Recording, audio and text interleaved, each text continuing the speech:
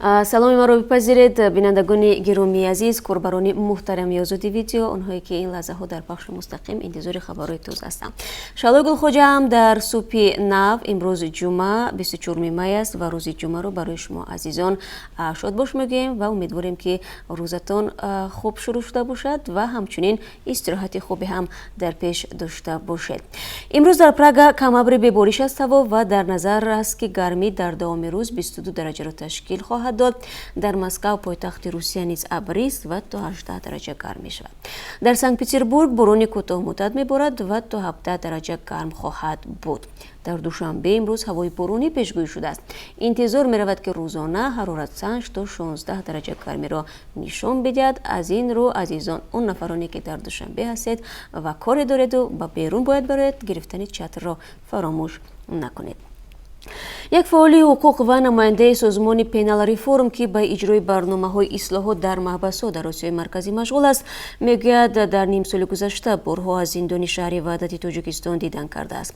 Азамат Шамбилов рӯзи 23 май дар мусоҳиба бо бахши Қирғизии Радиои Озодӣ гуфт, барои решакан шудани ифротгароӣ ва терроризм дар дохили зиндон солҳои тӯлонӣ зарур мешавад.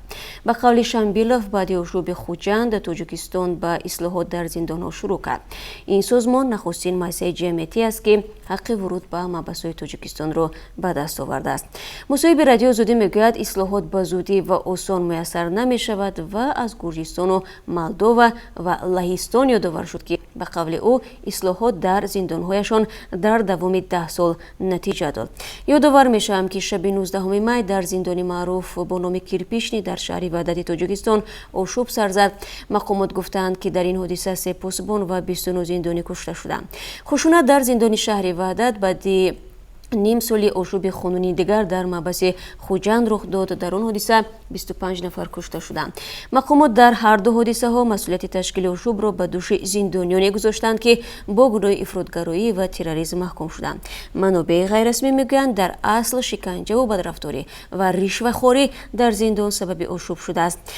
суҳбати муфассали Азамат Шамбиловро бинандагони азиз шумо метавонед дар Озоди видео канали мо дар YouTube тамошо кунед. додгоҳи дар Русия аризаи як шаҳрванди Тоҷикистонро ба баррасӣ гирифт ки қарори полисро дар бораи ихроҷаш аз ин кишвар ғайриқонунӣ медонад. мурофиаи додгоҳӣ рӯзи 10 июн баргузор хоҳад шуд. полис шаҳрванди 24-солаи Тоҷикистон Рустамҷон Сариковро ба нақзи қоидаҳои ҳаракат даро айбдор медонад ва 3 сол аз ҳаққи вуруд ба Русия маҳрум кардааст. вале худи ӯ қарорро ғайриқонунӣ мешуморад, чун ба гуфтааш беасос ва ба зарари хонавода аст. Сариков аз соли 2012 дар Русия кору иқомат дорад. вакили мудофии шаҳрванди Тоҷикистон мегӯяд, қарори додгоҳ ҳуқуқи ҳамсари Сариковро помол мекунад ки дар сурати ихроҷи шавҳар бидуни ғамхорӣ ва кӯмаки иҷтимоӣ мемонад.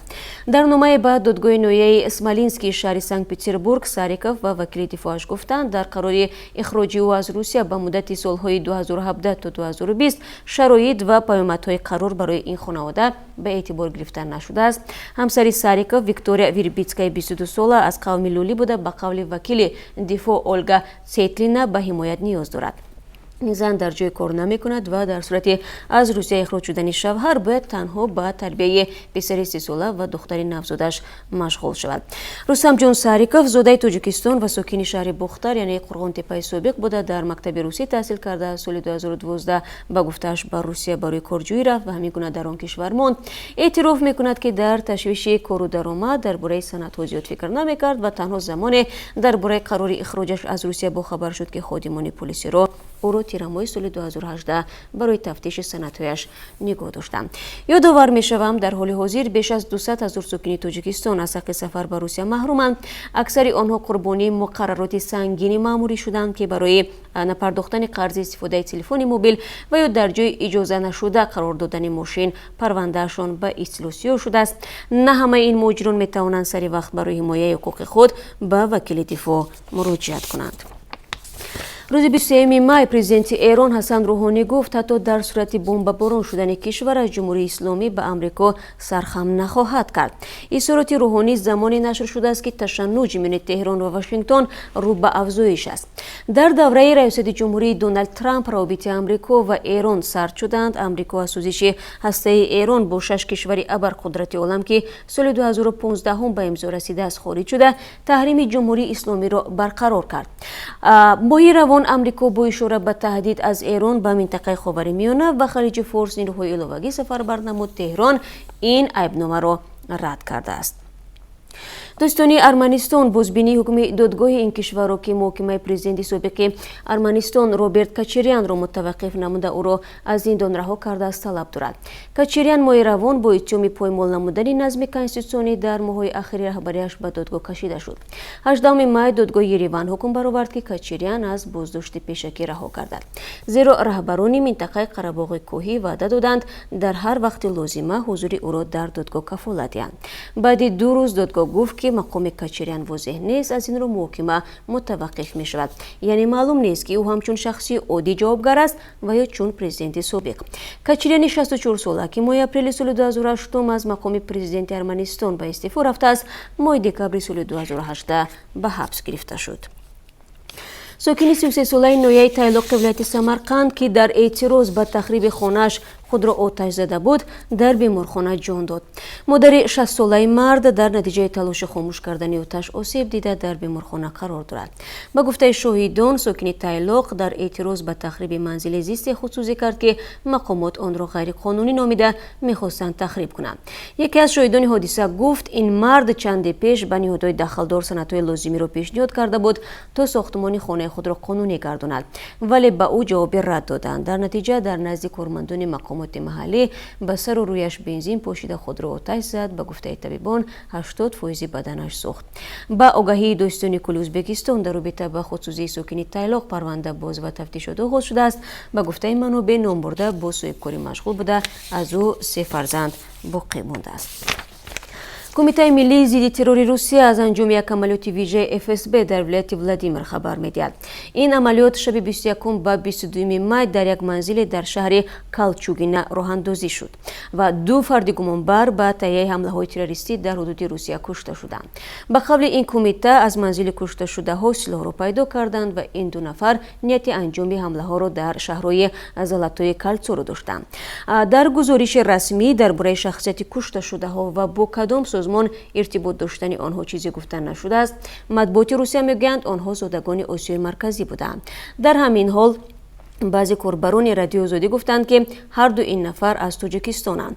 یکی از آنها سالون دراز در ساختمان‌های ولایت ولادیمیر کار می‌کرد، دومی باشد چند روز پیش از تاجیکستان رفته است. ما در دوام روز تلاش می‌کنیم درستی این ادعا را تحقیق کنیم و در صورت دریافت اطلاعات دقیق برای شما بینندگان عزیز معلومات خواهیم داد. از این رو برنامه‌های ما را پیگیری کنید. افغانستان پایه‌های خط انتقال نیروی برق از تاجیکستان را که آخر سال گذشته گروه طالبان تخریب کرده بود پورا برقرار کرده است.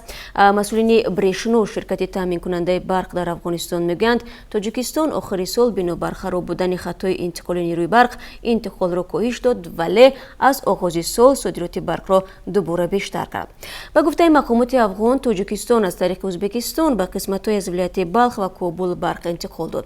شرکت برق تاجیک میگوید از خراب شدن پایه‌های خطی انتقال نیروی برق بیش از 380 میلیون کیلووات ساعت برق کم به افغانستان انتقال داد که تقریباً 15 میلیون دلار ارزش داشت.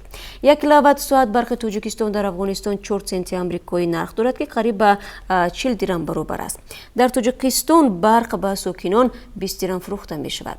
تاجیکستان که در زمستان اهالیش را با نیروی برق تامین کرده نمیتوانست 2 سال پیش اعلام کرد که محدودیت نیروی برق برداشته شد، اما اولی سال روان غیر انتظار و بدون آگاهی پیشکی دوباره رجای انتقال نیروی برق جاری شد. در ماه مارد و اپریل سال روان ساکنان نواحی تاجیکستان شکایت کردند که در انتقال نیروی برق محدودیت است.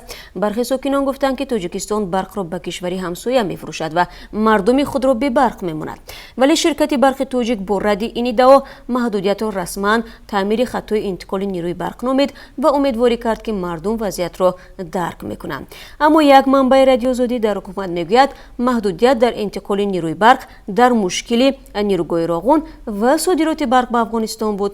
Охири моҳи март бинобар мушкил оби обанбори нирӯгоҳи Роғун сар дода шуд. Чархаи ин нирӯгоҳ ки дар охири соли гузашта ба кор даромаду барқ истеҳсол мекард, аз кор монд. баҳсу кашмакашҳо миёни саҳомон боис шуд ки кӯҳнатарин ширкати истихроҷи тиллои Тоҷикистон Артели Заршӯи Помир ба дасти як ширкати офшорӣ гузашта аз фаъолият боз монд. Айни замон молики Артели Заршӯи Помир ширкати Tajik Emirat British Mining Company ва ё Темк аст ва онро чиниҳо раҳбарӣ мекунанд. Бино ба итлои Кумитаи андозии Тоҷикистон, Темк ба навбати худ ба ширкати офшорие тааллуқ дорад. Номи моликони ин ширкат маълум нашудааст. То як соли пеш ширкати Артели Заршӯи Помир ба ду шаҳрванди Тоҷикистон Нарзулло Анаев ва Владимир Дауров тааллуқ дошт, аммо Темк коршарики онҳо даъво пеш овард ки ҳамаи саҳмияҳои Артели Заршӯи Помир ба ӯ тааллуқ дорад ва талаб пеш гузошт ки Анаеву Дауров ширкатро тарк кунанд. баҳси ҷонибҳо то ба додгоҳи олии иқтисодии Тоҷикистон расид ва дар охир ин додгоҳ баҳсро ба фоидаи Темк ҳал кард. Аммо дар ин миён Анаев ва Дауров ки зоҳиран нахостанд ширкатро ба осонӣ аз даст бидиҳанд, на танҳо аз саҳмияҳои Артели Заршӯӣ маҳрум гаштанд, балки буздор шуданд. Артели Заршӯи Помир ки ҳанӯз аз соли 1978 дар даврони Иттиҳоди Шӯравӣ ба истихроҷи тилло дар Тоҷикистон оғоз карда буд, дар як сол иқтидори истихроҷи то 1 тонна тиллоро дошт. Ин ширкат солҳои охир аз мавзеи кони тиллои шугунов то 25 ва 30 кило тилло истихроҷ мекард. Аммо ҳамакнун ин ширкати як замон азим ки даҳо миллион сомонӣ ба буҷаи давлат фоида меовард ва то 150 нафарро ба кор таъмин мекард, комилан аз фаъолият боз мондааст. ва бинандагони азиз, расидем ба он фурсате ки ман барои шумо қурби асъори хориҷиро хоҳам гуфт. тибқи қурби асъори хориҷӣ барои имрӯз ки аз сӯи Бонки Миллӣ таъин шудааст, $1 9 сомониву 43 дирам, 1 евро 10 сомониву 51 дирам ва 1000 рубли русӣ 145 сомониву 80 дирам арзиш дорад. яъне нисбати рӯзи гузашта қурби рубли русӣ андаке ин бор поин омадааст. бо сипос аз якояки шумо барои ҳамроҳӣ. тақрибан 12 дақиқа ман бо шумо суҳбат доштам ва хабарҳои Тоҷикистону ҷаҳонро барои шумо гуфтам.